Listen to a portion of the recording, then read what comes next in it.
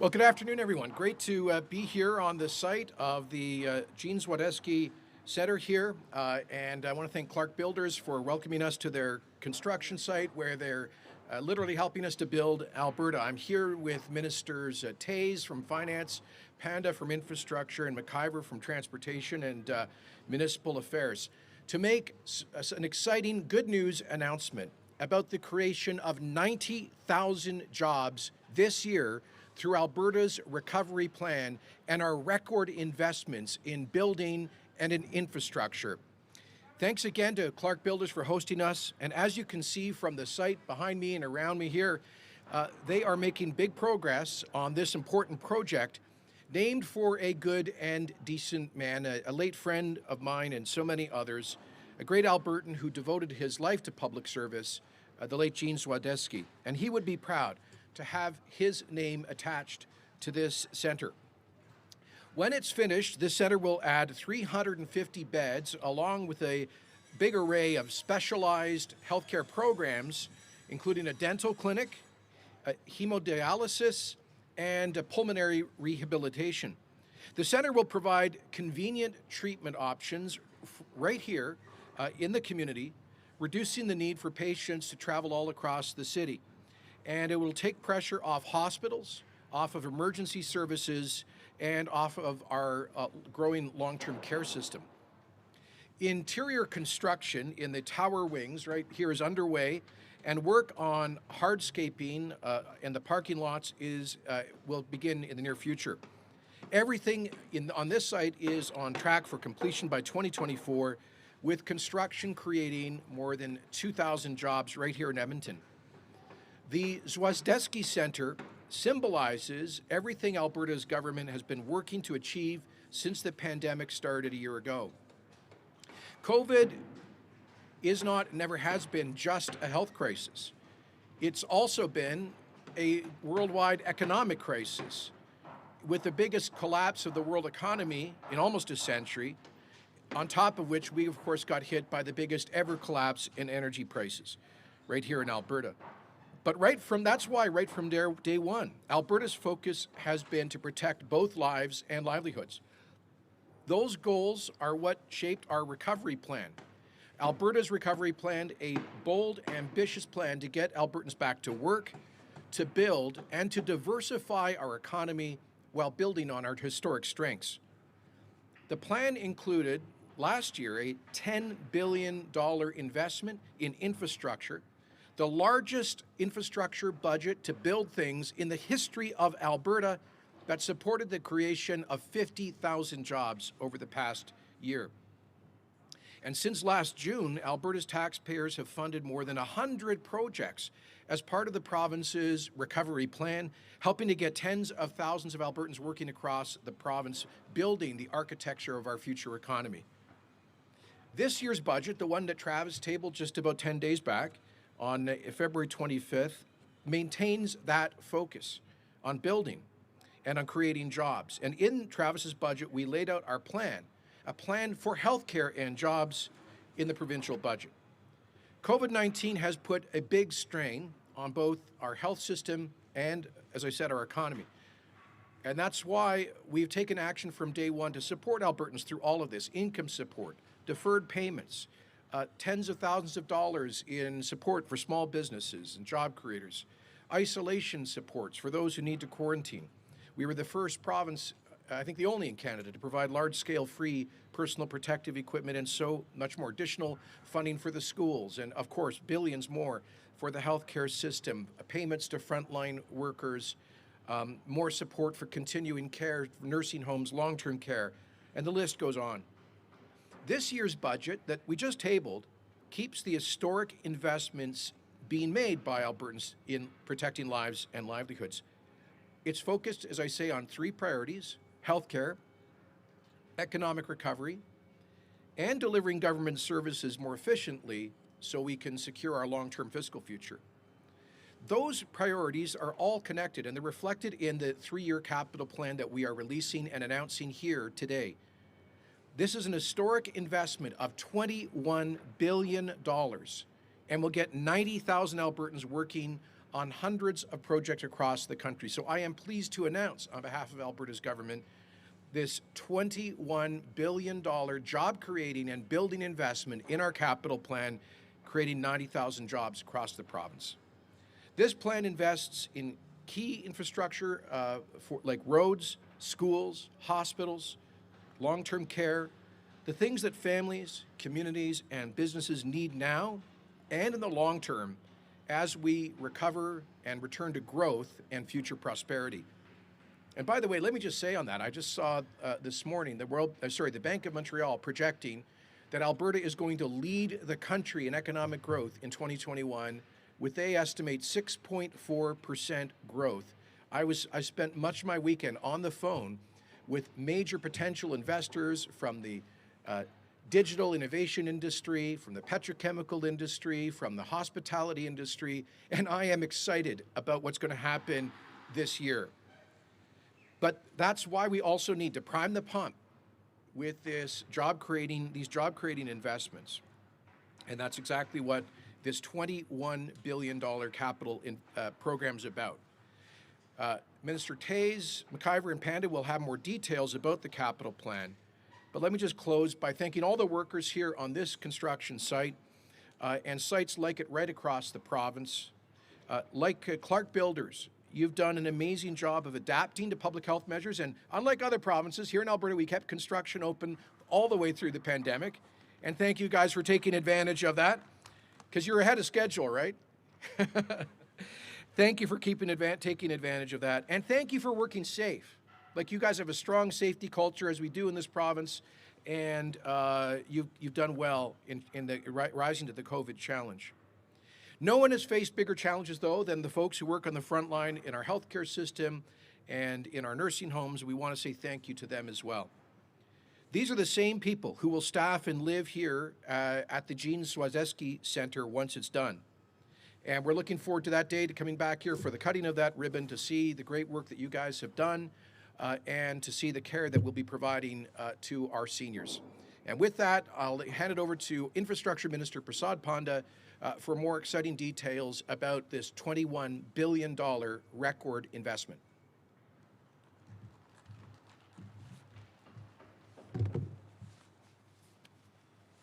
Thank you, Premier. Good afternoon, everyone.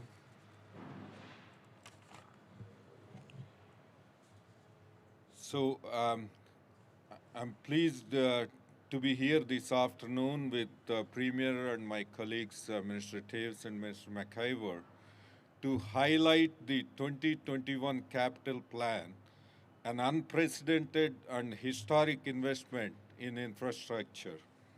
When we were first elected, we committed to keeping the previous government's capital plan. In the light of the pandemic, we increased our capital spending even further.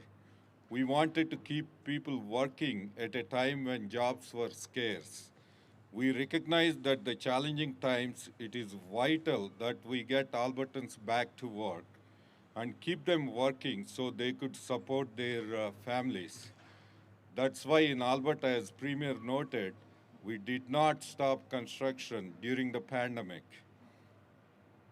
And also, I heard Premier already putting pressure on us to complete this project on time. But today at this site, the Jean Swazeski Center at Norwood, this project is responsible for creating more than 2,000 jobs between now and 2024. On any given day, there are 350 people working safely on this site. And the 2021 capital plan creates more jobs like these.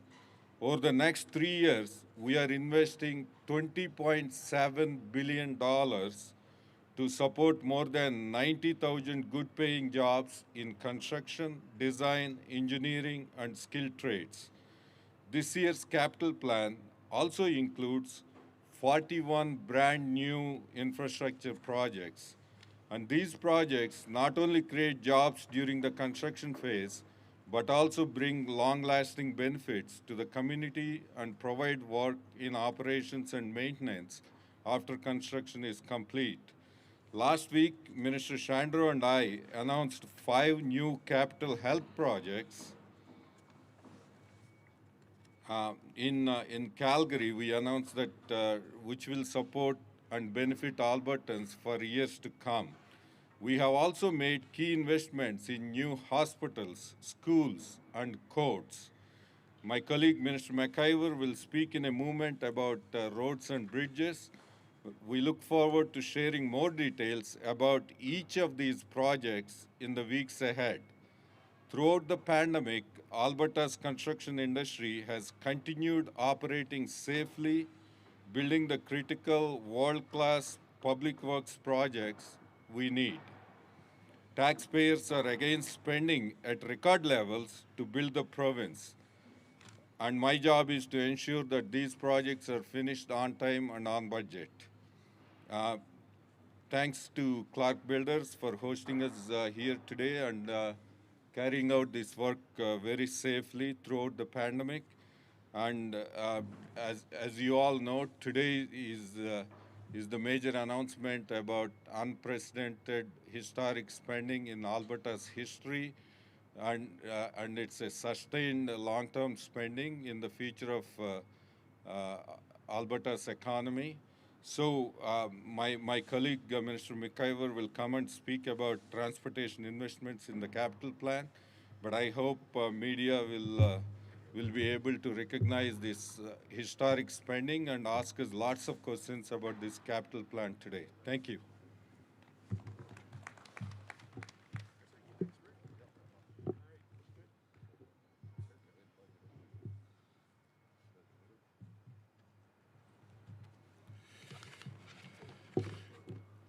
Good afternoon. Happy International Women's Day. It's great to be here. I want to thank Clark Builders for providing a work site that they have rejigged a little bit to make it safe for this announcement. Very appreciated. We thank you for that. And it's also a double honor to be announcing anything named after Jean Zwazdesky, a great Albertan. So thank you, everybody, for being part of this event today. Also, of course, a pleasure to be here with the Premier and my colleagues, Minister Toews and Minister Panda. I get to tell you a little bit about highway projects funded by Budget 2021 that will be make getting around our province easier, more safe and more pleasurable, and make it more effective for us to get our goods and services to market and to create jobs that those goods and services provide when we get them to market. Alberta Transportation's 21-22 capital plan totals $7 billion.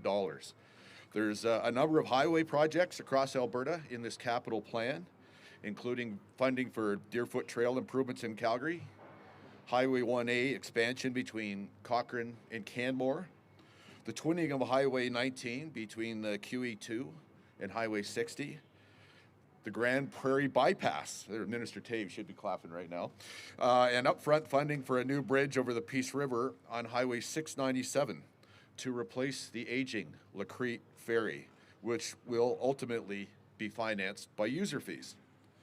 One of our biggest priorities this year is to finish some of the generational projects in Calgary and Edmonton that have been underway for some time.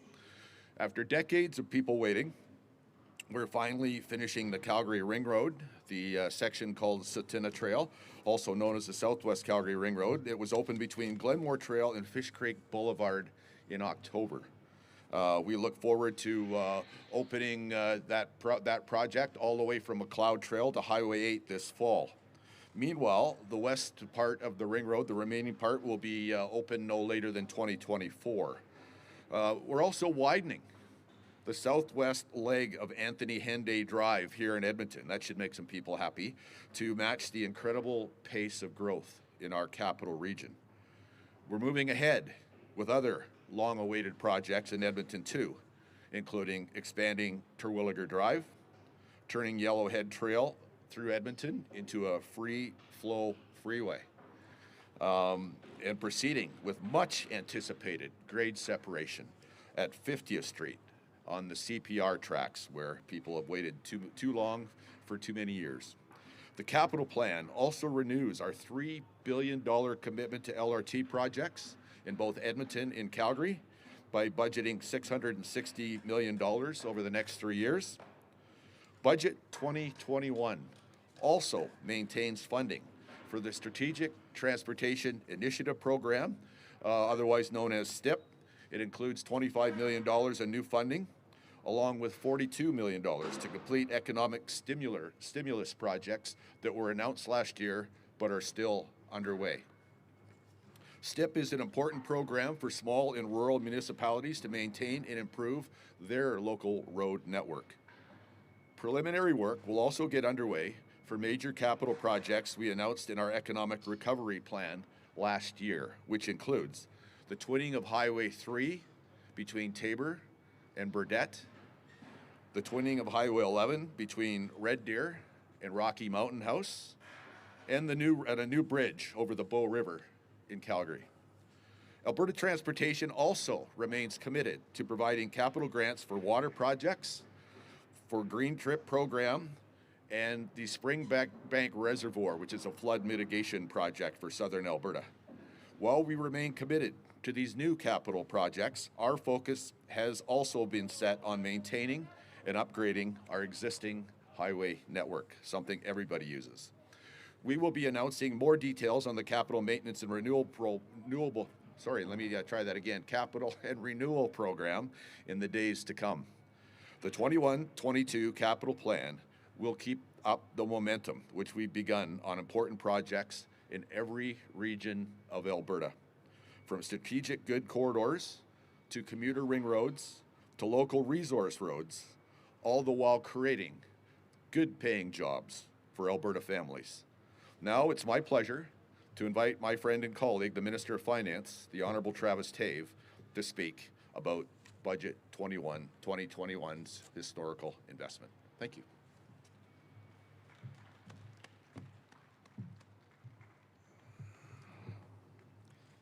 All right, good afternoon. It's really a pleasure to join you all here today.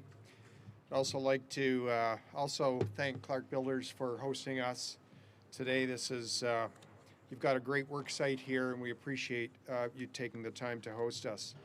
It's really a pleasure, of course, to join Premier Kenney, Minister Panda, and Minister McIver for this announcement. Just a week ago, I tabled Budget 2021 in the legislature. It's a budget that's focused on what matters most, health and jobs.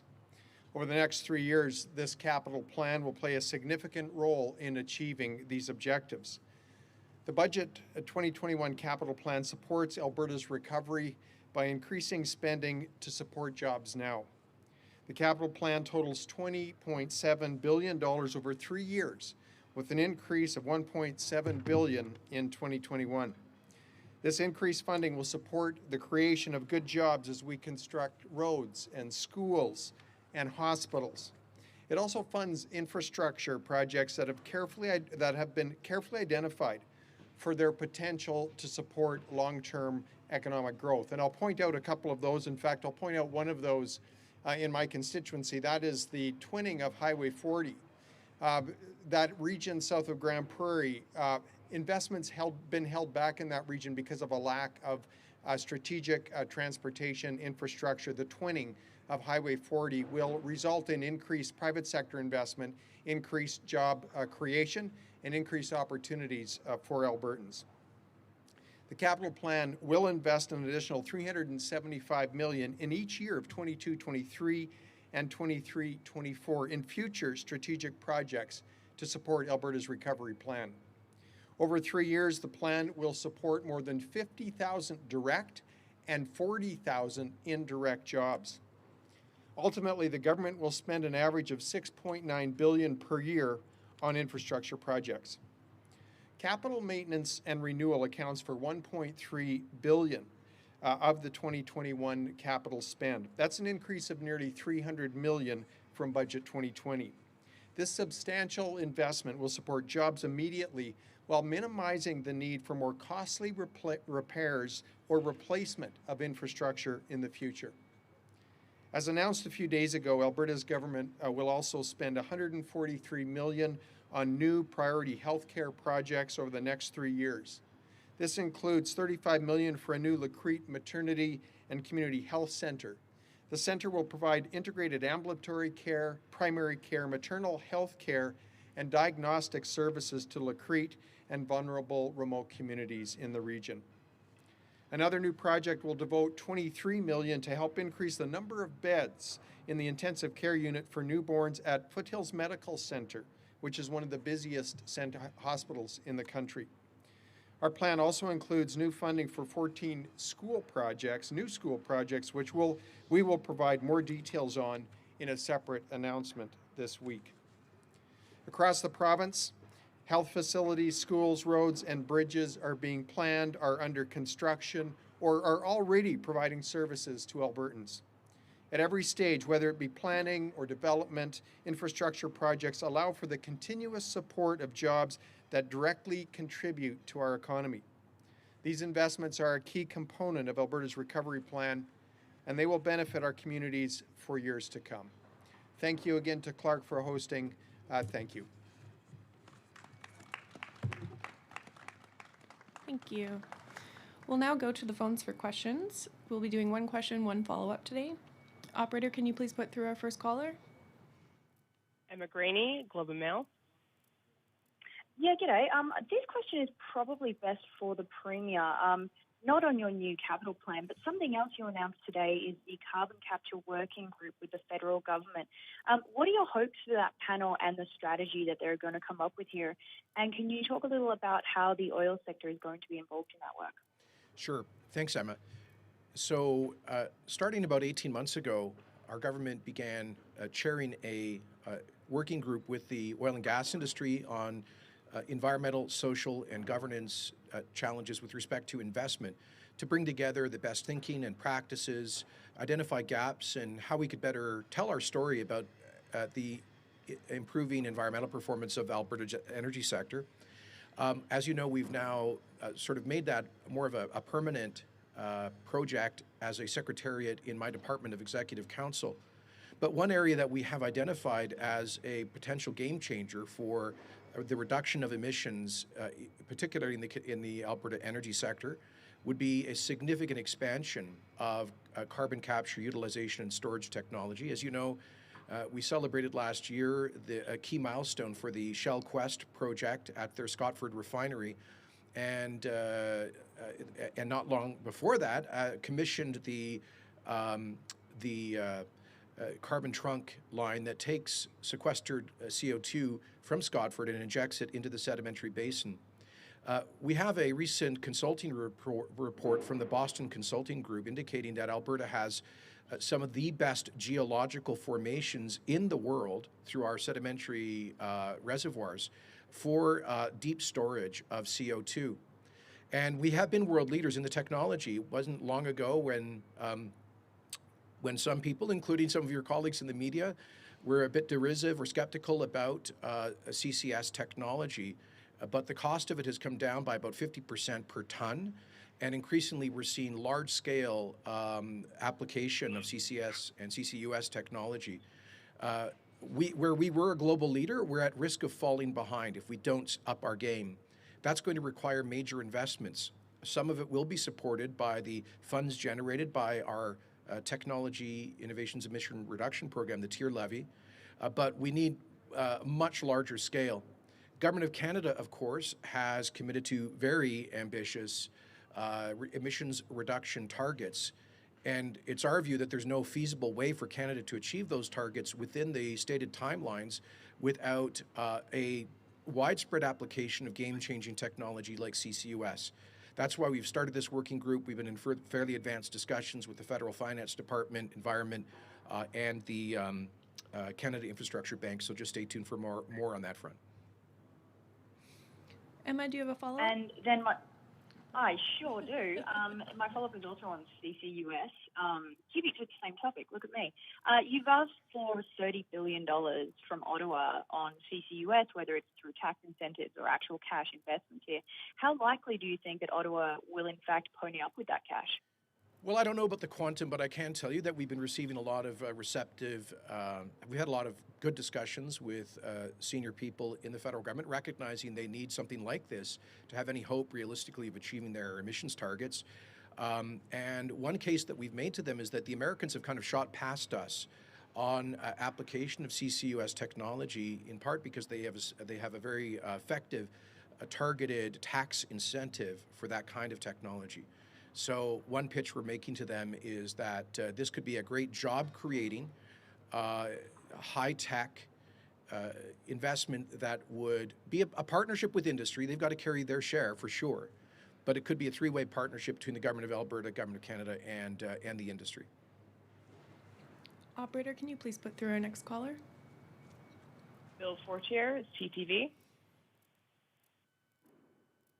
Hi, question is for the Premier. The question is in regards to the high numbers of the variant cases we saw come up over the weekend. Premier, multiple polls have shown Alberta has among the lowest rates in terms of people who intend to get vaccinated.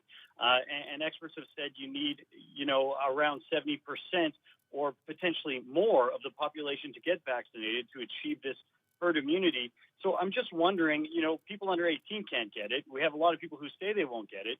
Do you have concerns that the portion of the population that will get the shot won't be high enough to properly protect the population of Alberta? I'm not too concerned about that. Of course, we strongly encourage everyone to get vaccinated when their turn comes up. That it's not, as the Queen said recently, it's not necessarily about yourself, it's about helping to protect others. So think of others, think of the vulnerable in particular. I've just seen some government polling yesterday, in fact, which shows that a growing percentage of people who are moving from the somewhat likely to get vaccinated to the very likely to get vaccinated. I think some Albertans just wanted to take a step back, make sure this thing was safe before committing to do it. And as we can now see, we've done well over 200,000 doses have been administered. We've had barely over 100 of those cases with adverse reactions, and they've almost all been very minor adverse reactions. So people can see, as more and more folks get vaccinated, that it's safe and that it's effective, and that's the most important thing. People need to understand that if we want to get our lives back, to get freedom back, then we have to have as many people as possible take that vaccine. Finally, the most important thing is we get the jabs in the arms of the most vulnerable folks. Those are the people in the nursing homes. We've already given them the double doses, the seniors over 75, and then we'll go down in the age bracket. And I think by the time we've hit most Albertans over the age of 50, we're going to be in much better shape in terms of controlling the variant and the threat that they may pose. I'll remind you that, the average age of hospitalization with COVID in Alberta is 60. So we need to get the vaccines down into that 50-something, 60-something age bracket to be really fully protective. But we're going to get there, and we're starting to get some decent supply. So I think there's reason to be hopeful. And one last point is that the elderly people who are most vulnerable and most protected by the vaccines are far more likely than the younger folks to accept the vaccine. Bill, do you have a follow-up? My follow-up, I do. Thank you for Mr. McIver. Mr. McIver, you mentioned a few projects specifically you pointed out. Now, I know some of them. Southwest Henday, for instance, has already been announced. It was announced by the previous government, and then it was re-announced by your government. Now we're hearing about it again. So some of these have already. Are any of these projects actual new projects, or is this just continued funding that's already been promised for projects that have already been promised? No, there's quite a bit, but I will gently, I hope, remind you the announcement today is about Budget 2021. And every project that I announced has money in Budget 2021, either to start it, complete it, or to help it to progress. So I feel good about that. I believe that the people that watch and listen to your news broadcast will be very happy to hear this. Operator, can you please put through our next caller? Isha Corbella, Post Media. Good afternoon. This is for the Premier. Premier, I'm calling about this other announcement that the government put out today with a media release about Alberta's government accepting proposals to to explore opportunities related to the province's vaccine capacity and to enhance our vaccine manufacturing capabilities. I think we've all started learning about these different businesses in Alberta who can make world-class vaccines, and I think this will be a relief to Albertans. But can you explain a little bit more about that program? How much money will be made available to these vaccine manufacturers? Because as we know, like Moderna, for instance, got $1 billion from the U.S. government, and so we're not really playing on level playing fields here. A lot of these folks have self-financed, right. And these vaccines are potentially as good or better than Moderna, Pfizer, and some of the others. And so I'm just wondering if you have a few more details on that. Sure. Thanks, Alicia. We don't have a fixed budget on that. We're asking, we want to go through a proper process. We're not just going to arbitrarily pick projects to back. We want to make sure that they are viable, that they can scale up, that they've got the source supplies ready to roll, that they've got these complicated supply chains figured out, all of those questions, and that's why we're going through that RFP process. And if after we receive those bids formally, they check out, one or more of those bids check out as something that's viable, we are absolutely interested in supporting that, potentially either through large-scale orders or other forms of support. And that's also, Alicia, what we've been working with other provinces on. We've been co-chairing the interprovincial working group on domestic vaccine production and procurement. We're expecting a report back from that panel in the next couple of days, because the provinces collectively have a lot more purchasing power than Alberta separately. As I've said to you before, look, we may finally start to get large-scale supply of doses from the big international pharma companies through federal procurement later this spring, and it's well possible that by the time any Alberta producers get to phase 3 and Health Canada approvals later this year, that will largely already have the population vaccinated. But there is still a big, obvious long-term interest in having our own domestic vaccine production capacity. First of all, to deal with potential new vaccines that address variants of COVID-19, but also potentially for booster shots if there's another scramble for supply around the world. It would be great to have our own booster shot capacity. And we should be prepared for future pandemics. Like I've drawn the comparison before, after the Second World War, with starvation in many parts of the world, we all got focused on food security. Now we've got to get focused on vaccine security, and we're willing to make significant investments to make that happen.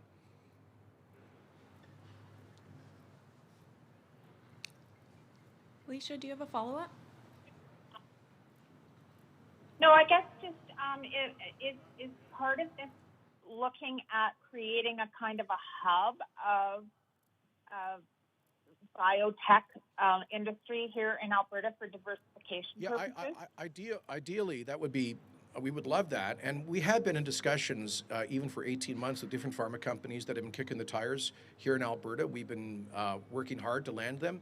But part of the problem, Alicia, is federal patent laws. As you know, changes that the Chrétien government made that shortened patent protection drove a lot of the brand name manufacturers out of the country because their investments in R&D weren't going to pay off, because generics would be able to basically take their recipes, their patents, and without investing in the multi-billion-dollar R&D work, they could just reproduce at a cheaper price. So we need the federal government to get serious about making Canada hospitable to the pharma industry, to bring back large-scale investment. And if that happens, Alberta will be at the front of the line to land those investments. I will tell you, though, we do have I would say the beginnings of a hub. We have strong faculties at both U of C and U of A in this area, and particularly at U of A, at the Li Kai-shing Center for Virology, which is headed by Dr. Houghton, who, as you know, recently received the Nobel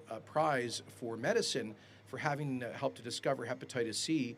And we've just extended an additional $20 million to the Li Kai-shing Institute for Virology.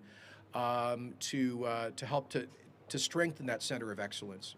And one last point I would make, Alicia, is that a consortium involving partly that institute had approached one or two of the big pharma companies about producing, for example, potentially Moderna on license here in Alberta, and they approached them about a year back on that. But the big pharma companies said they weren't interested. Well, we're now getting a different message from some of the big pharmas, who are realizing because of vaccine nationalism, protectionism, border controls, that maybe it makes sense to onshore some production here in North America. So I think there is potential there, but it's not going to happen overnight, Leisha. We have time for 2 more questions. Operator, can you please put through our next caller? James Keller, Globe and Mail. Oh, hi there. This is for the finance minister and also the premier, I guess. I'm just wondering, in terms of public sector negotiations, we see in the budget the overall reduction in compensation. So can you tell me a bit about what you're seeking specifically in terms of wage cuts and other concessions in negotiations this year? Obviously, some of it will be through attrition, but some of it will be through actual concessions. And how likely do you think it will be that the province is heading towards strikes as part of those negotiations? Well, we've said all along that we need to operate more efficiently as a government. The private sector has taken a huge haircut in terms of pay and unemployment in recent years, and that got even worse during the COVID crisis. We have lots of great folks working in the public sector. We value them and we need them, but they also need to work with us to make our government programs sustainable in the long run. We're running an $18 billion COVID deficit, peaked over $20 billion last year. And we can't ask people who are unemployed or struggling in the private sector just to constantly pay more with higher taxes. So we're asking the folks who have the benefit of very strong job security and other kinds of benefits, pretty good pay in the government sector, to make some small sacrifices. And that's the approach we're taking in collective bargaining. Because we are now entering the bargaining process with all of the big government unions, we need to respect the confidentiality of that. So we're not going to be releasing our specific mandate. That would be considered bad faith in terms of the negotiations. But we really do hope that we can come to a common understanding. We want, as a government, to avoid significant layoffs. We need the public services. We just need to deliver them more efficiently. And Travis, would you like to add to that? Thanks, Premier, and thanks, James, for that question. Ultimately, first thing I want to say is how much I appreciate the great contribution of our public sector in this province. And during this COVID challenge, that contribution has been significant. Many public sector workers have gone above and beyond during this time to really contribute and support Albertans broadly. So thank you for that. Here's our reality. The McKinnon panel pointed out that our remuneration levels in Alberta relative to other provinces with respect to the public sector were significantly higher. And our total public sector costs were also significantly higher. And if we compare BC, for instance, Alberta to BC, Alberta's public sector costs on a per capita basis are over $600 higher. That's almost $2.8 billion every year that we spend in Alberta, more than BC spends, again, on a per capita basis for public sector. And we just simply can no longer afford to be an outlier.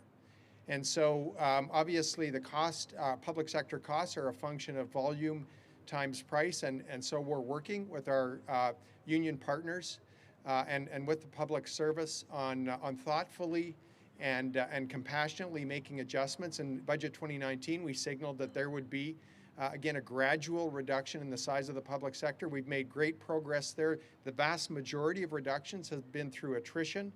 And again, that has been implemented as thoughtfully and carefully as possible. We are now, as the Premier noted, just beginning public sector negotiations, and I'm hopeful. I'm hopeful that public sector workers in this province will work together with us cooperatively to really position the public sector on a sustainable track for future Albertans.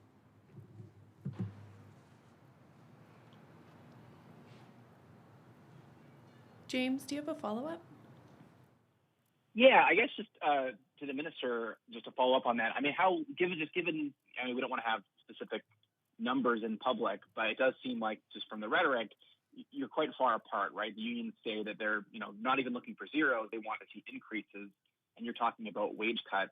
How likely do you think it is that we're going to see significant amounts of strikes, given how many contracts we've got up for negotiation this year? And what do you think the public appetite is for that kind of disruption? Again, just given, kind of the multi-pronged crises that we're already facing. Well, look, James, firstly, I would suggest that our mandate is eminently reasonable relative to the tens of thousands of Albertans in the private sector who've either taken a wage cut or even lost their job over the last year or so. And again, I'm hopeful that we can successfully come to a conclusion, come to an agreement with respect to total remuneration levels. I'm hopeful that we can avert job action. Operator, can you please put through our last caller? Final question from Stephanie Rousseau, Radio Canada. Oui, bonjour, merci de prendre ma question. En fait, je voudrais savoir, vous demandez 30 milliards de dollars là, au gouvernement fédéral pour la capture de carbone. C'est quand même un très gros montant. Est-ce que vous pensez vraiment pouvoir obtenir ça de la part du gouvernement fédéral? Et pourquoi vous demandez des investissements dans la capture du carbone alors qu'il y a beaucoup d'experts qui disent que les prix pour les énergies renouvelables ont beaucoup baissé et que c'est peut-être une technologie qui est dépassée? Écoutez, ils sont les technologies. First, I'll translate that into English. I'm sorry for people who are watching live. The question was about the efforts to increase carbon capture, utilization, and storage technology. Écoutez, tout d'abord, le propos d'un investissement de 30 milliards de dollars, ça serait pour une décennie. Alors, une moyenne de 3 milliards de dollars par année. Évidemment, le gouvernement fédéral, elle est cible pour réduire les émissions de gaz à effet de serre très ambitieux. Et il faut trouver une solution pour réduire les émissions dans le secteur énergétique ici en Alberta, les technologies avec le plus grand potentiel à cet égard et la capture de carbone. Alberta était déjà une leader à l'échelle mondiale à cet égard. Et les coûts de technologie de capture de carbone a diminué par une moitié depuis que nous avons commencé avec ces projets. En Alberta, ça fait 15 ans. Mais l'énergie renouvelable n'a rien à faire vraiment avec l'exploitation des ressources comme le pétrole parce que ça ajoute un peu d'électricité sur le marché pour les consommateurs. Mais ça n'a rien à voir avec capturer, contrôler, limiter les émissions de gaz à effet de serre provenant de, par exemple, les sables bitumineux. Et alors, capture de carbone n'est pas la seule technologie, mais c'est une technologie très importante. Et nous avons vu, il y a eu les sceptiques depuis longtemps, mais de plus en plus, il y a des grands projets de capture de carbone aux États-Unis et partout au monde qui fonctionnent très bien. Et nous croyons que c'est un espace avec un grand potentiel pour un partenariat entre l'Alberta, le fédéral et l'industrie. And I pretty much already answered that in English before, just so didn't change my position. All right, merci beaucoup. Thanks, everyone.